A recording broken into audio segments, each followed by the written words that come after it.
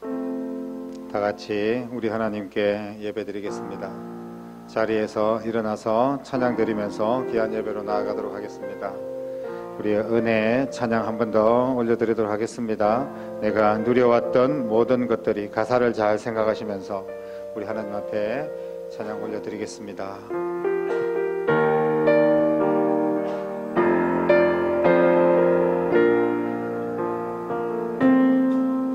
내가 누려왔던 모든 것들이, 내가 지나왔던 모든 시간이, 내가 걸어왔던 모든 순간이 당연한 것 아니라 은혜였소. 아침 해가 뜨고 저녁에 노을, 봄의 꽃향기와 가을의 열매, 변하는 계절의 모든 순간이 당연한 것 아니라 은혜였소. 모든 것이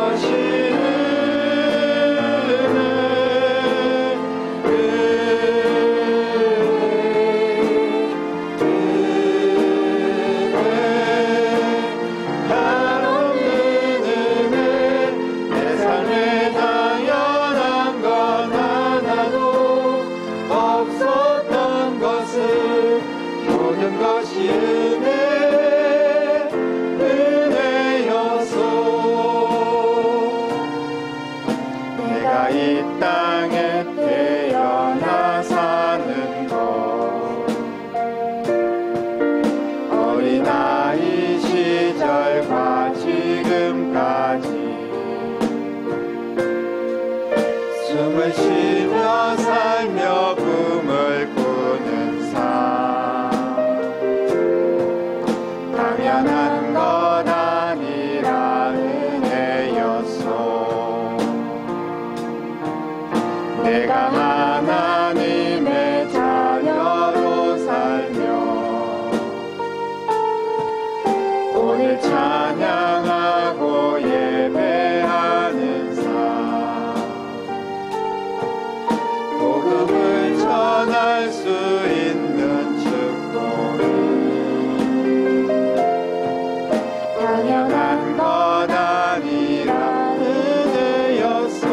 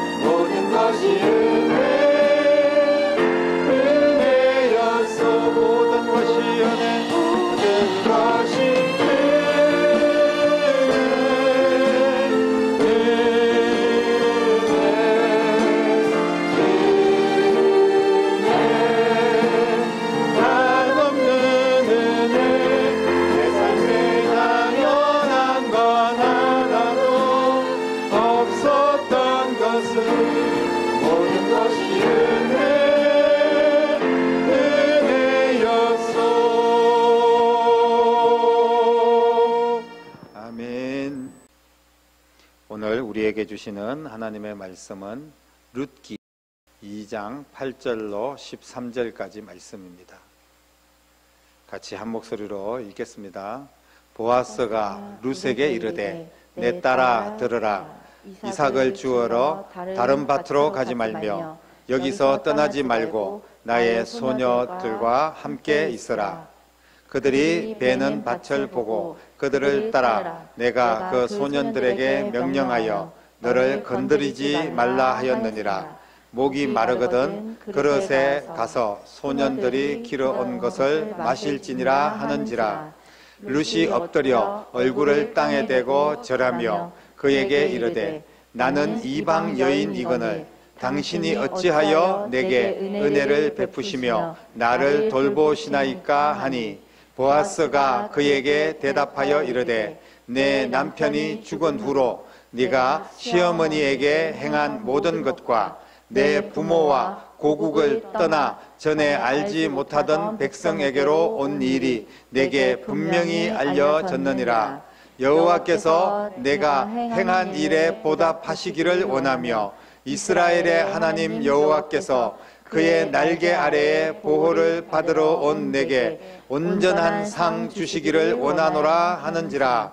룻이 이르되 내 주여 내가 당신께 은혜 입기를 원하나이다. 나는 당신의 하녀 중에 하나와도 같지 못하오나 당신이 이 하녀를 위로하시고 마음을 기쁘게 하는 말씀을 하셨나이다 하니라. 아멘. 사사시대에 있었던 이야기입니다. 사사시대는 아직 왕이 없었을 때 하나님께서 사사를 이스라엘의 지도자로 세워서 나라를 하나님이 직접 통치를 하셨습니다.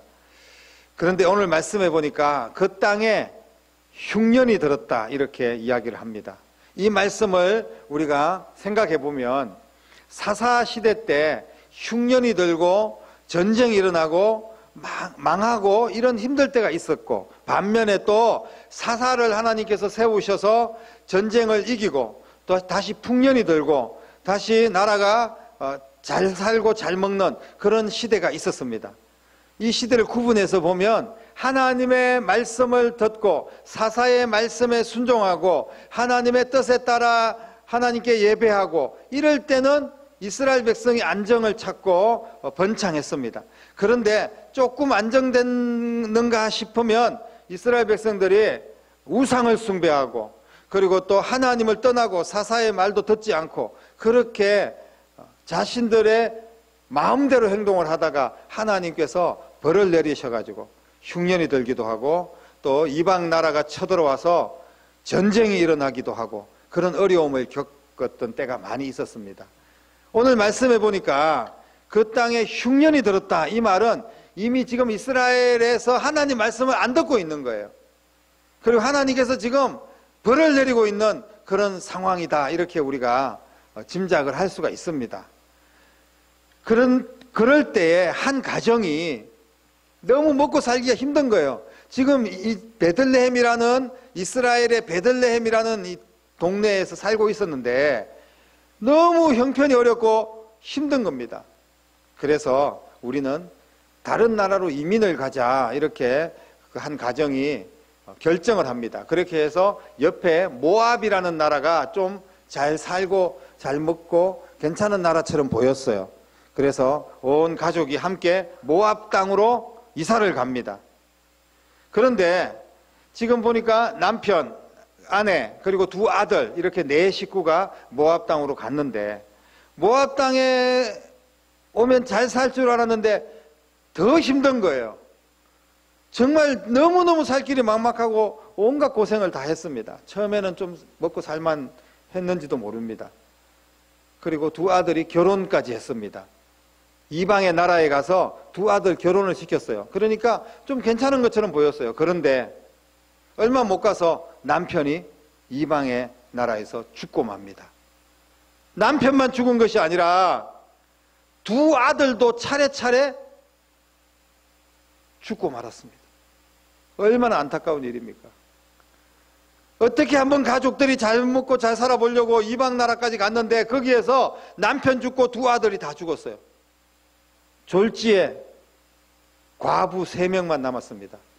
시어머니와 며느리 2명, 젊은 며느리 2명이 남았어요. 이제 나오미는 아무런 낙이 없습니다. 그래서 하는 수 없이 정말 더 힘들고 어려운 이 땅에서 살 길이 너무 막막하니까 이제 며느리들에게도 미안하고, 그래서 이 며느리들에게 너희들은 살 길을 찾아가라, 나는 내 고향으로 돌아가겠다, 이렇게 이야기를 합니다. 그래서 첫 번째 며느리는 살 길을 찾아서 모압 땅에 남아있고 이제 자기 갈 길로 갑니다. 그런데 두 번째 며느리 룻이라는 며느리가 저는 그럴 수 없습니다. 그렇게 할 수가 없습니다.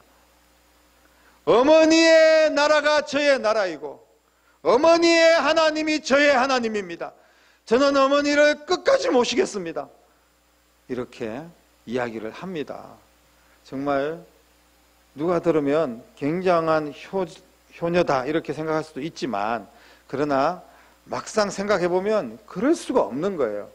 이 젊은 여인이 지금 시어머니를 따라서 이스라엘 땅으로 가겠다는 겁니다. 고집 피우지 마라. 네가 앞으로 살 길이 얼마나 많이 있고 네 나이가 아직 젊었는데 그러지 말아라. 이렇게 설득을 해도 아닙니다. 나는 어머니를 따라가겠습니다. 이렇게 이야기를 했습니다. 그래서 이제 어쩔 수 없이 시어머니는 며느리를 데리고 다시 베들레헴으로 돌아옵니다. 베들레헴으로 돌아오니까 베들레헴의 옛날에 자기 동네 사람들이 나오미여 나오미여, 나오미가 오는 것을 막 환영을 했습니다. 이 나오미라는 뜻은 즐겁다 이런 뜻이거든요. 그런데 지금 나오미는 하나도 즐겁지 않습니다. 두 아들 다 잃었죠. 남편도 잃었죠. 무슨 즐거울 일이 있겠습니까? 그래서 나오미가 나를 나오미라고 부르지 말아라. 나를 이제부터는 마라라고 불러라. 이렇게 이야기를 합니다. 마라라는 뜻은 괴로움이라는 뜻입니다. 내가 지금 얼마나 괴로운지 그거를 지금 고백을 하고 있는 겁니다. 얼마나 고단한, 얼마나 처참한 그런 인생을 살았을까요? 그리고 지금 현재도 그 처참한 인생은 계속되고 있습니다. 나오미가 고백한 대로 베들레헴에 오니까 괴로운 일이 또 여기도 늘려져 있는 거예요. 힘듭니다. 지금 이 사람들이 뭘 해먹고 살겠습니까? 살 길이 막막하고 괴로운 일들이 계속되고 있습니다. 이런 상황을 잘 알고 있는 며느리 룻, 어떻게 해서든지 먹고 살아야 되지 않겠습니까? 그래서 밭으로 나가서 이삭을 줍습니다. 밭에 타작을 다 하고 떨어진 이삭 몇 알맹이라도 주워가지고 그거라도 정말 죽이라도 끓여 먹으려고 그렇게 시어머니를 공경하고 섬기기 위해서 이삭 주우러 나갑니다. 참으로 고단한 인생이 아닐 수가 없습니다. 낯선 땅에 도착해서 한 끼 끼니조차도 제대로 해결할 수 없어서 남의 밭에 눈치 보면서 이삭을 주우러 가는 이 처량한 젊은 여인의 신세를 한번 생각해 보십시오. 그런데 룻은 이삭을 줍던 그 밭에서 예상할 수 없는 엄청난 일을 겪게 됩니다. 추수하던 그 밭에, 이삭 줍는 그 밭의 주인 이름이 보아스라는 주인인데, 이 보아스라는 사람이 룻에게 관심을 가지는 거예요. 오늘 말씀해 보니까 룻에게 특별한 관심을 가지는데 8절, 9절 말씀해 보니까 룻에게 다른 밭으로 가지 말고 우리 밭에서 이삭을 계속 주어라 이렇게 배려를 합니다. 내 딸아 이렇게 말하면서 이삭 주어로 다른 밭에 가지 말고 여기서 내 소녀들과 함께 있어라 라고 이야기합니다. 그리고 목이 마르거든 가서 물도 마음껏 마셔라. 그리고 자기의 종들에게, 그 소년들에게 뭐라고 이야기했냐면 너를 건드리지 말라고 내가 했다. 지금 이 여자가, 이상한 이방 여자가 와가지고 남의 밭에서 이삭을 줍고 있으니까 우리 구역에서 왜 이삭을 줍고 있느냐 그러면서 막 쫓아낼 수도 있잖아요. 충분히 그럴 수 있습니다. 그런데 건드리지 말아라 이렇게 이야기를 한 겁니다. 주인이 명령해서 건드리지 말라고 이야기했는데 누가 그 룻을 건들 수가 있겠습니까? 은혜가 아닐 수가 없습니다. 모든 필요한 것들 다 챙겨주겠다고 그렇게 이야기를 합니다. 이런 보아스의 행동이 이상하지 않습니까? 보아스는 왜 이렇게 룻에게 관심을 보이고 있을까요? 이방의 모압 땅에서 온 룻이 뭐 너무나 예뻐가지고 그렇게 관심을 가졌을까요? 사랑하는 성도 여러분, 우리가 생각할 때는 참 이상한 그런 행동이고 이상한 배려를 하고 있는 것처럼 보입니다. 하지만 보아스가 그렇게 룻에게 배려하고 룻에게 은혜를 베푼 것은 특별한 이유가 있었습니다. 보아스의 이런 태도는 12절에 답을 찾을 수가 있어요. 분명한 답을 찾을 수가 있습니다. 뭐라고 이야기했습니까? 여호와께서 네가 행한 일에 보답하시기를 원한다, 이렇게 이야기했습니다. 뭔가 룻이 행한 일이 있습니다. 그것을 하나님께서 보답하기를 원한다는 거예요. 이것은 룻이 지금 은혜를 베푸는 것이 아니라 하나님이 보답하신다는 겁니다. 하나님께서 룻을 축복하시고 하나님께서 룻에게 은혜를 베풀어 주시는데, 보아스라는 사람을 통하여서 하나님께서 룻에게 은혜를 베풀어 주고 계시는 줄로 믿으시기를 바랍니다. 뭐라고 또 말씀하십니까? 이스라엘의 하나님 여호와께서 그의 날개 아래 보호를 받으려고 온 너에게 온전한 상을 주시기를 원한다.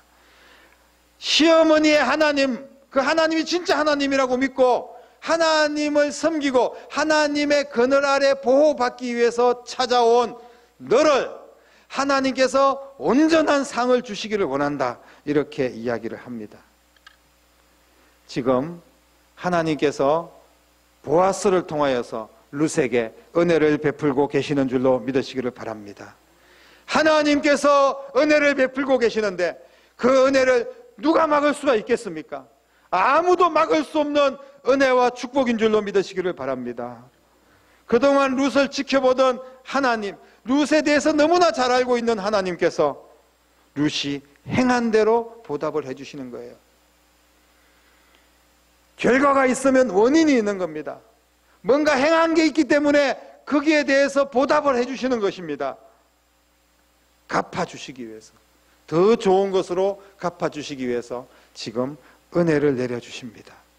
아무도 막을 수 없는 하나님의 은혜, 보아스를 통하여서 룻에게 차고 넘치는 은혜가 흐르고 있습니다. 이 은혜가 저와 여러분들에게도 차고 넘쳐 흐르기를 주님의 이름으로 축복합니다. 하나님께서 룻에게 은혜를 주시는 이유가 있어요. 룻이 행했다는 겁니다. 뭘 행했습니까? 룻이 도대체 무슨 일을 행했기 때문에 하나님께서 은혜를 주십니까?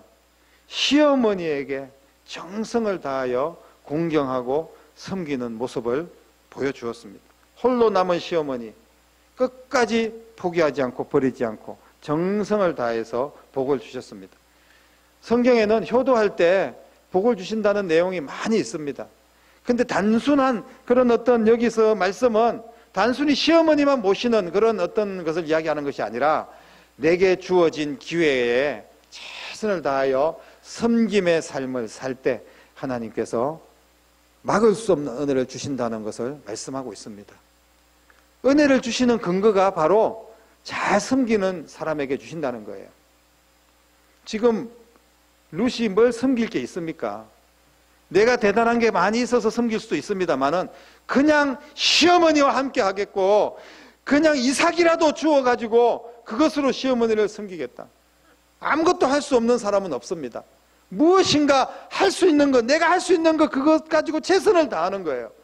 그렇게 섬길 때 하나님께서 엄청난, 누구도 막을 수 없는 복을 부어주시는 줄로 믿으시기를 바랍니다. 이방의 신을 버리고 하나님을 선택합니다. 하나님께 예배하고 하나님의 날개 그늘 아래 보호를 받기 위해서 찾아왔습니다. 이것만으로 룻은 누구도 막을 수 없는 복을 받을 수 있는 행동을 한 겁니다.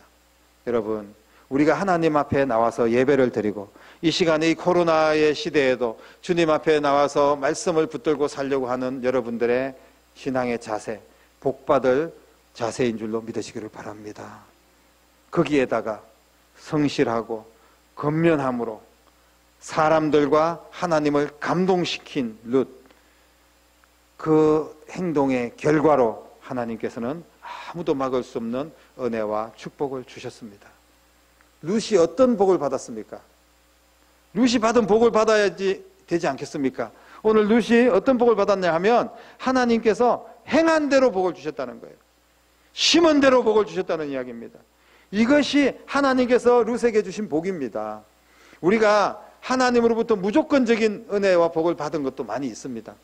공기를 주시고 햇볕을 주시고 우리가 지금 하루 숨 쉬는 것, 이 모든 것들 정말 무조건적인 은혜가 아닙니까? 그리고 예수님을 우리에게 무조건적으로 보내주셔서 나를 위해서, 내가 죄인 되었을 때 먼저 우리를 위해서 십자가에 죽으신 이 은혜, 우리는 그냥 그저 믿기만 하면 천국 백성이 되는 이 은혜, 무조건적인 하나님의 은혜입니다. 성경은 이런 무조건적인 은혜, 일방적인 하나님의 은혜를 우리에게 말씀하시기도 하지만, 또 때로는 하나님께서 우리가 무엇을 행했을 때 그 근거로, 그 결과로 은혜와 복을 주신다는 말씀도 많이 기록하고 있습니다. 행할 때 복을 주신다는 거예요. 무엇을 행했습니까? 잘 섬겼다는 겁니다. 하나님의 날개 아래 보호해 주셨습니다. 룻이 받은 복입니다. 아무도 어찌할 수 없는 절대적인 안전의 복입니다. 보아스가 아무도 건드리지 말아라 이렇게 말씀을 했죠. 마음껏 이삭을 줍고 목마르면 물을 마셔라 이렇게 이야기를 했습니다. 그런데 이것은 보아스의 이야기라기보다는 하나님을 잘 섬기는 하나님의 백성들에게 하나님의 날개 아래서 보호해 주시겠다, 누구도 막을 수 없는 복을 주시겠다는 하나님의 말씀인 줄로 믿으시기를 바랍니다. 그래서 이렇게 보아스는 축복을 합니다. 그런 너에게 온전한 상을 주시기를 원하노라. 필요한 모든 것 부족함 없이 그냥 조금 받는, 쉽게 말하면 이상 몇 개 주어가지고 겨우 한 끼 끼니나 때우는 이런 복이 아니라 온전한 복을 받게 된 줄로 믿으시기를 바랍니다. 훗날 여러분들도 잘 아시겠지만 어떻게 되었습니까? 이 룻의 이야기가 어떻게 결과가 맺어집니까? 룻은 다윗 왕의 할머니가 됩니다. 이 룻은 예수님의 족보에, 이방의 여인이 예수님의 족보에 올라가는 위대한 은혜와 복을 받게 된 줄로 믿으시기를 바랍니다. 룻이 이런 복을 받을 자격이 있었습니까? 룻은 그저 어머니 섬기고 그저 와서 최선을 다해서 자기에게 주어진 일에 대해서 행했을 뿐입니다. 그런데 하나님께서는 이런 엄청난, 누구도 막을 수 없는 은혜와 복을 주신 줄로 믿습니다. 사랑하는 성도 여러분, 우리에게도 분명히 고단한 삶이 있습니다. 힘들고 어렵습니다. 형편이 괜찮고 풍성하면 섬길 수 있겠죠. 보라스처럼 자기 땅이니까, 자기 밭이니까 보라스가 룻을 섬기고 룻에게 배려했던 것처럼 그렇게 가진 자는 할 수 있을지 모릅니다. 하지만 내게 고단한 삶이 있고 힘들고 어려울 때, 그때 과연 우리는 어떻게 해야 될까요? 힘들다고 그냥 주저앉아 있고 아무것도 하지 않는 그런 인생 살아서 되겠습니까? 하나님께서는 힘들고 어려운 우리에게 찾아오셔서 우리에게 복을 주실 근거를 만들기 위해서 기회를 주십니다. 축복해 주시기 위해서, 은혜 주시기 위해서 우리를 찾아오셔서 기회를 주신다는 말씀이에요. 어떤 기회를 주십니까? 힘들어도 하나님을 섬겨라, 예배하는 자가 되라고 하십니다. 힘들어도 이웃을 섬기고 성도를 섬기는, 연약한 자들을, 더 힘들고 더 어려운 자들을 섬기는 자가 되라고 우리에게 기회를 주시는 줄로 믿으시기를 바랍니다. 하나님께서 룻에게 찾아왔기 때문에 룻은 그 모든 인생이 뒤바뀌게 됩니다. 하지만 하나님이 룻에게 찾아왔다고 해서, 하나님이 우리에게 찾아왔다고 해서 모든 인생이 그렇게 복받는 인생으로 뒤바뀌는 것은 아닙니다. 하나님의 말씀을 붙들고 최선을 다하여 섬기는 사람만이, 그 근거를 만든 사람만이 결과를 얻게 될 줄로 믿으시기를 바랍니다. 룻의 인생이 바뀐 것은 자기 스스로의 노력이 아닙니다. 하나님이 찾아왔기 때문에 가능했습니다. 하지만 하나님이 찾아와서 우리에게 기회를 주실 때 여러분 그 기회를 붙잡기를 주님의 이름으로 축복합니다. 섬기라고 하면 섬기는 거예요. 예배하라고 하면 예배하는 겁니다. 우리가 이때 용서해야 되고 사랑해야 되는 기회를 하나님이 주셨다면 그렇게 하는 겁니다. 왜냐하면 그것이 아무도 막을 수 없는 은혜를 받을 수 있는 근거가 되는 겁니다. 이유가 있어야지 결과가 있는 것입니다. 하나님께서 내게 찾아오시고 은혜 받을 수 있도록 수많은 기회를 주시는데 그 기회를 다 내다버리지 마시고 힘들다고 포기하지 마시고 지금 이 순간 하나님께서 내게 무엇을 하라고 말씀하십니까? 내 상황과 내 형편 속에서 내가 어떻게 섬겨야 되고 어떻게 주의 일을 감당해야 되겠습니까? 주님께서 지금 기회를 주실 때 이 기회를 붙들고 섬기고 헌신하는 하나님의 거룩한 백성들 될 수 있기를 주님의 이름으로 축복합니다. 하나님은 반드시 보상하십니다. 반드시 복을 주신다고 약속하셨습니다. 심은 대로 거두게 해주시겠다고 약속해 주셨습니다. 그를 보호해 주시고 그 주변을 일으켜 주시고 그 가족들, 자녀들까지도 하나님께서 일으켜 주시고 후손들까지도 큰 복을 받도록 은혜를 주시는 줄로 믿으시기를 바랍니다. 이것이 바로 아무도 막을 수 없는 은혜입니다.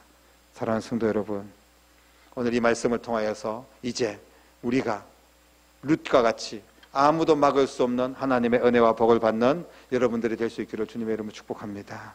헌신과 섬김이 없다면 우리에게 복이 임해도 그것은 진짜 복이 아닙니다. 내가 하나님 앞에 예배하지도 못하고 헌신하지도 못하고 누군가를 섬기지도 못했는데 막 나는 잘되고 복이 임한다.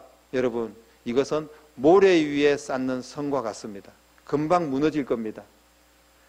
오직 하나님께서 기억하시고 하나님이 도와주시고 하나님께서 주시는 복을 얻을 때 그 복이 영원한 복이 될 줄로 믿으시기를 바랍니다. 오늘도 내게 주신 은혜와 축복의 기회를 붙들고 하나님과 교회와 한 영혼을 잘 섬기고 그리고 또 주의 사명을 또 내게 주어진 그 책임을 잘 감당함으로 말미암아 아무도 막을 수 없는 은혜와 복이 여러분들의 것이 될 수 있기를 주님의 이름으로 간절히 축원합니다. 기도하겠습니다. 살아계신 아버지 하나님, 우리도 룻과 같이 복받는 인생이 되기를 원합니다. 그러기 위해서 복을 받을 수 있는 근거를 마련하기를 원합니다. 주님께서 내게 기회를 주실 때 내가 힘들다고 그 기회를 내다버리지 말게 하시고 어렵고 힘들수록 더 예배하게 하시고 어렵고 힘들수록 더 섬기게 하시고 더 사랑하게 하시고 더 용서하게 하시옵소서. 그래서 하나님께서 우리의 행한 대로 은혜를 주시고 복을 주실 때 누구도 막을 수 없는 복을 받는 거룩한 하나님의 자녀들이 다 될 수 있도록 인도해 주시옵소서. 살아계신 예수님 이름으로 간절히 기도드립니다. 아멘.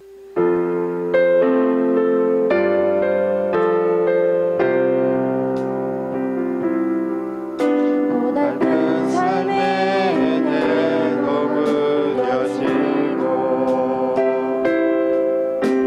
곧 사라질 것에 내 맘 드네. 헛되고 헛된 것들을 바라보며 그 은혜를 놓치며 살았네. 주어진 삶을 묵묵히 살아가며 날 붙드신 주 예수를 보내 사망 가운데 놓여진 나의 삶을 내 거짓인 그 이름 예수 나의 한숨을 바꾸셨네. 주를 향한 노래로 소망의 노래로 나의 눈물을 거두신 주 예수 이름 안에 살게 하소서. 나의 한숨을 바꾸셨네. 나의 한숨을 바꾸셨네. 주를 향한 노래로 소망의 노래로 나의 눈물을 거두신 주 예수 이름 안에 살게 하소서. 이제는 우리에게 찾아오시고 나를 위하여 십자가에 못 박혀 자신의 모든 것을 내어주시고 죽으시고 부활하셔서 아무도 막을 수 없는 은혜를 우리에게 부어주신 우리 주님 예수 그리스도의 은혜와 하나님 아버지의 극진하신 사랑하심과 성령님의 감화 감동 충만 역사 인도하심이 오늘 말씀을 붙들고 하나님의 말씀에 순종하여 섬김의 삶을 살고 예배의 삶을 통하여서 아무도 막을 수 없는 은혜와 복을 누리며 하나님 앞에 영광 돌리기로 결심하며 나아가는 사랑하는 모든 성도들과 가정과 일터와 자녀들과 교회와 이 나라와 민족 위에 이제부터 영원토록 함께 계시기를 간절히 축원하옵나이다. 아멘.